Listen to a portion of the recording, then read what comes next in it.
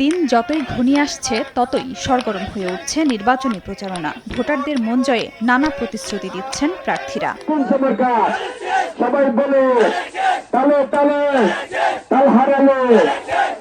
নেচে গেয়ে স্লোগানে স্লোগানে মুখরিত চারদিক। কক্সবাজার ১ আসনে উৎসবমুখর পরিবেশ। মঙ্গলবার সকালে চকরিয়ায় গণসংযোগ শুরু করেন ধানের শীষের প্রার্থী সালাউদ্দিন আহমদ। রাস্তার দুপাশে ঢল নামে মানুষের। নির্বাচনী জনসভায় বলেন, বিএনপি শক্তিশালী গণতান্ত্রিক ও জনগণের রাষ্ট্র গঠন করবে। এদেশের গণতন্ত্রকে শক্তিশালী করার জন্য ২০২৪-এর ছাত্র গণ অভ্যুত্থানের শহীদদের প্রত্যাশা পূরণের জন্য, জন আকাঙ্ক্ষা পূরণের জন্য আগামীতে আমাদেরকে ধানের শীষের পক্ষে একটি ভোট দিয়ে বিএনপির কে রাষ্ট্রীয় ক্ষমতায় এবং রাষ্ট্র পরিচালনার দায়িত্বে আনতে হবে। রেইনবো অলরাউন্ডার এক্সটেরিয়র পে বাড়ির বাহিরের দেয়ালের সুরক্ষা নিয়ে থাকুন নিশ্চিন্ত। সাথে পাচ্ছেন 10 বছরের ওয়ারেন্টি। মঙ্গলবার সকালে রাজশাহী ৩ আসনে গণসংযোগ করেন বিএনপি প্রার্থী অ্যাডভোকেট শফিকুল হক মিলন। মাদকমুক্ত সমাজ গড়ার পাশাপাশি কর্মসংস্থান ও কৃষিভিত্তিক শিল্প কারখানা এবং ইপিজেড গড়ে তোলার আশ্বাস দেন তিনি।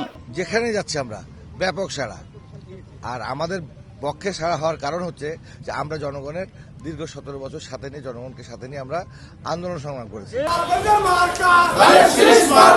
দুপুরে গোপালগঞ্জ ২ আসনে নেতাকর্মীদের নিয়ে জেলা শহরে গণসংযোগ ও প্রচারণা চালান বিএনপি প্রার্থী ডাক্তার KM বাবর। পথে পথে সাধারণ মানুষ, ব্যবসায়ী সহ বিভিন্ন শ্রেণী পেশার মানুষের সঙ্গে কুশল বিনিময় করেন তিনি।